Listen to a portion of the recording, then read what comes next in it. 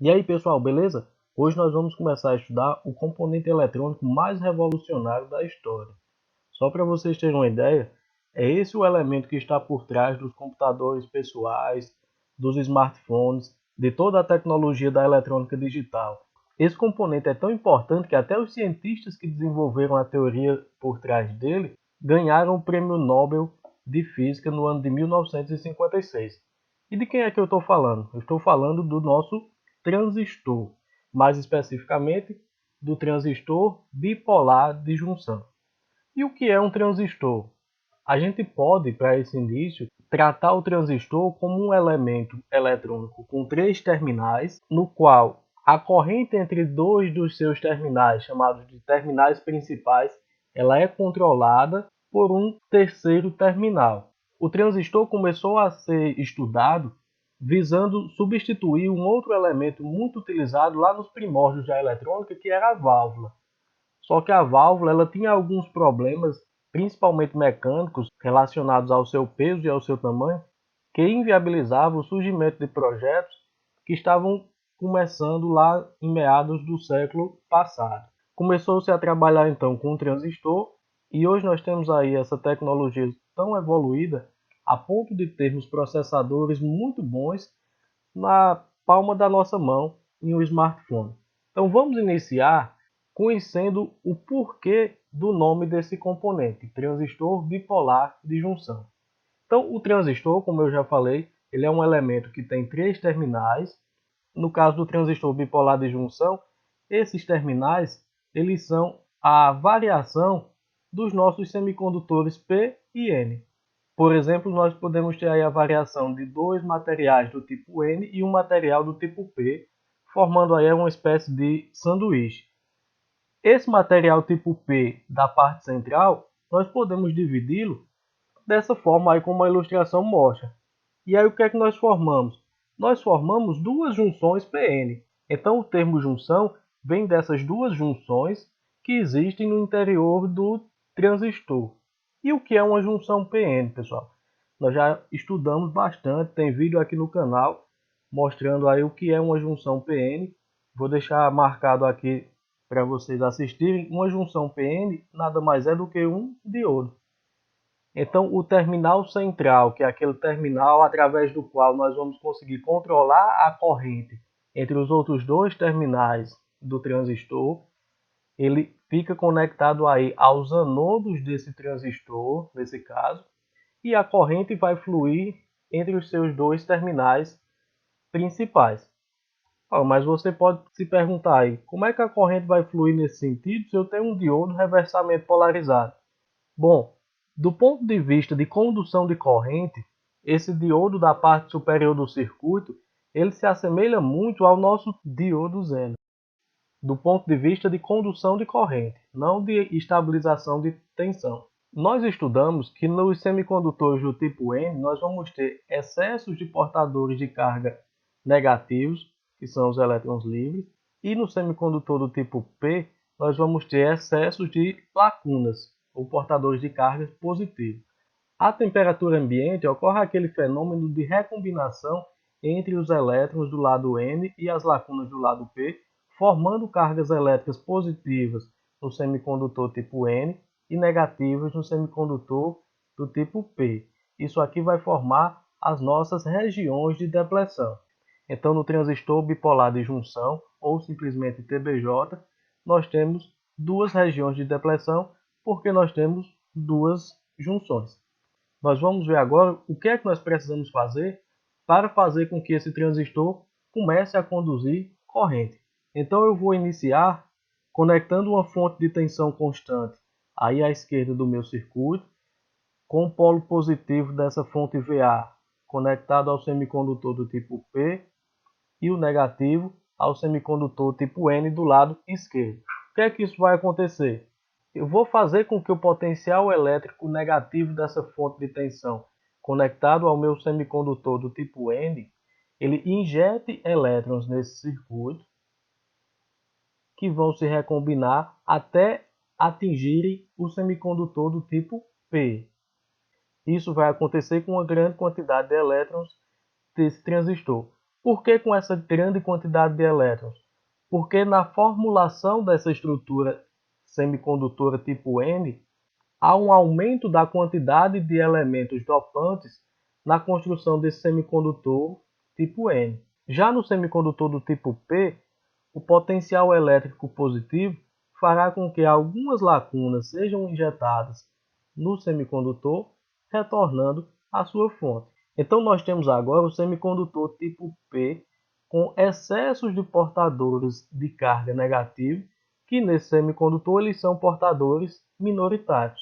Alguns desses elétrons vão retornar à fonte de tensão VA portadores de carga através do processo de difusão positivo. Então o que é que nós temos? Nós temos elétrons sendo injetados, o fato de ter portadores de carga lacunas sendo injetadas em sentido inverso pelo semicondutor tipo P, e alguns dos elétrons fornecidos pelo semicondutor tipo N fazendo difusão e retornando à fonte de tensão. O fato de termos portadores de carga, tanto negativos quanto positivos, elétrons e lacunas, faz com que nós possamos chamar esse transistor de transistor bipolar.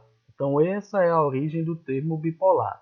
É que a corrente no transistor ela é formada por portadores de carga positivos e negativos. Então eu tenho uma corrente elétrica entrando da fonte VA no semicondutor do tipo P. Mas o que é que nós vamos fazer para recolher esses elétrons que estão em excesso lá no semicondutor do tipo P? Para isso nós vamos adicionar uma segunda fonte de tensão ao circuito, de modo que o polo positivo dessa fonte VB fique conectado ao semicondutor tipo N da direita e o polo negativo ao semicondutor do tipo P. Nós ainda temos uma condição de que essa tensão VB ela precisa ser maior do que a tensão VA. O que é que vai acontecer? A atuação do potencial elétrico positivo da tensão VB vai atuar diretamente nesses elétrons que estão em excesso no semicondutor do tipo P, fazendo com que esses elétrons sejam atraídos para a fonte VB. Ou seja, eu vou ter uma corrente saindo do meu semicondutor do tipo P para o semicondutor tipo N da direita da ilustração. Então os elétrons que foram enviados do semicondutor do tipo N da esquerda do circuito são colhidos pelo semicondutor tipo N também da direita do circuito. O fato do semicondutor tipo N da esquerda do circuito enviar elétrons para esse transistor é a característica que nos permite chamar esse terminal de terminal do emissor. Já o terminal da direita é o terminal do coletor. Esses dois terminais são os terminais principais do transistor bipolar de junção. O elemento central, representado aqui pelo tipo P, ele é chamado de base. É aquele terminal através do qual nós vamos conseguir controlar o fluxo de corrente entre os dois terminais principais do transistor. Existem dois tipos de transistores bipolares de junção. O transistor NPN, que é esse que nós acabamos de ver, que tem esse símbolo mostrado aí do lado esquerdo do vídeo, em que nós vamos identificar agora os três terminais desse transistor. O primeiro terminal a ser identificado é o terminal do emissor. E como é que nós vamos identificar o terminal do emissor? Nós identificamos o terminal do emissor pela presença dessa seta na ponta desse terminal. Essa seta, além de indicar o emissor, ela ainda indica qual é o sentido da corrente que está passando por aquele terminal.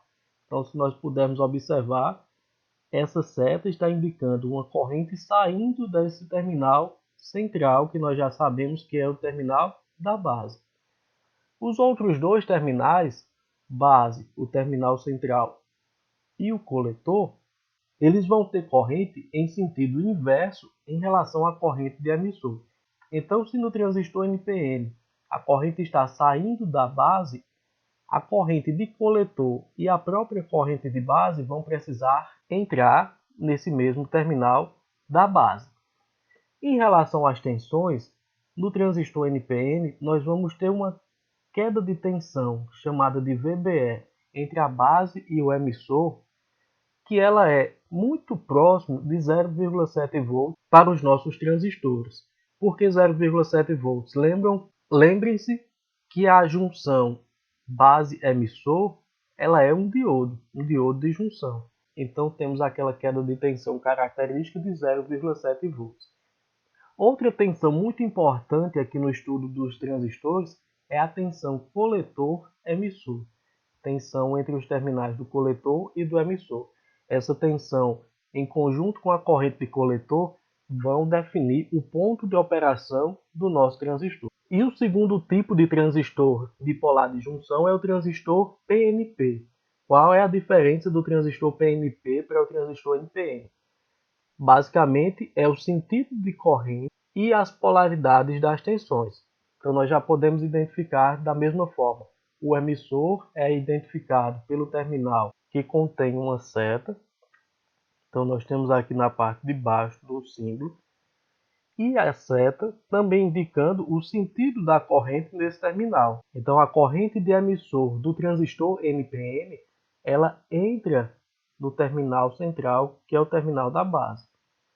Como as correntes de coletor e de base precisam ter sentidos inversos em relação à corrente de emissor, nós vamos ter a corrente da base e a corrente do coletor saindo do terminal da base. Em relação às tensões aqui no transistor PNP, nós não vamos ter mais a tensão VBE, nós vamos passar a ter agora a tensão VEB. E da mesma forma, mantendo o valor de 0,7 volts, característico da junção PN entre emissor e base. E a tensão que, junto com a corrente de coletor, caracteriza o ponto de operação desse transistor, vai ser a tensão VEC, tensão entre os terminais do emissor e do coletor. Vamos ver agora o que é que esse transistor ele pode fazer aí nos nossos circuitos. Nós estamos vendo aqui uma curva característica de um transistor bipolar de junção do tipo NPN, em que cada uma dessas curvas da parte central do gráfico representam a influência de um determinado valor de corrente de base nesse elemento. Então, o transistor bipolar de junção ele pode funcionar em três regiões de operação. A primeira região é a região chamada região de corte, aí na parte inferior desse gráfico. O que é que nós temos nessa região de corte? Essa região de corte, o transistor funciona como uma chave aberta, ou seja, não vai existir a passagem de corrente entre os seus dois terminais principais. A segunda região de operação do transistor é representada aí no lado esquerdo desse gráfico, que é a região de saturação. Na região de saturação, o transistor funciona como uma chave fechada. Então, ele vai permitir a passagem de corrente entre o coletor e o emissor com o menor valor de tensão possível entre coletor e emissor. O VC é muito próximo de zero, como nós vamos ver ainda à frente. E na parte central desse gráfico, nós temos a região de operação em que o transistor funciona como amplificador. Essa região é chamada de região ativa. Mas quais são as condições e os modelos para que o transistor opere em cada uma dessas regiões? Para que o transistor funcione como chave fechada, ou seja, região de saturação, nós precisamos que as duas junções do transistor, tanto a junção base-emissor quanto a coletor-base, elas estejam polarizadas diretamente. E aí o transistor vai operar com um curto-circuito virtual entre o coletor e o emissor, permitindo assim a passagem do maior valor de corrente possível entre esses dois terminais. Uma das implicações da operação do transistor nessa região de operação é que o valor da tensão entre coletor e emissor vai ser zero. Na prática, para a maioria dos transistores, valores abaixo de 0,2 volts já vão caracterizar o transistor operando na região de saturação como chave fechada. Quando o transistor funciona como chave aberta, nós vamos ter as duas junções reversamente polarizadas. Por quê? Porque eu não quero corrente passando pelos terminais do meu transistor. Então, o transistor funciona como chave aberta e aí eu vou ter uma corrente de base sempre igual a zero. E na última região, que é a região de operação ativa, onde o transistor funciona como amplificador, nós vamos ter que a junção base-emissor ela precisa de uma polarização direta e a junção coletor-base uma polarização reversa. É aquele exemplo que nós analisamos agora há pouco. Nessas condições, o transistor funcionará como um amplificador, Não precisamos entrar em maiores detalhes a respeito dessa simbologia por enquanto, e a consequência do transistor funcionar na região ativa é que a tensão de coletor é maior do que a tensão de base, e essa, por sua vez, é maior do que a tensão de emissor. Então esse é um resumo da teoria por trás desse elemento tão importante que é o nosso transistor bipolar de junção. Se você gostou do vídeo, já deixe seu like, vá se inscrevendo aí no canal, que nós ainda vamos analisar várias outras situações, várias outras características do transistor aqui no canal. Esse é o elemento da eletrônica analógica que nos permite fazer o maior número de projetos possível. E nós pretendemos abordar a maior quantidade de projetos práticos aqui na bancada para que a compreensão do funcionamento desse elemento se torne mais simples aí para vocês. Então até o nosso próximo vídeo e valeu!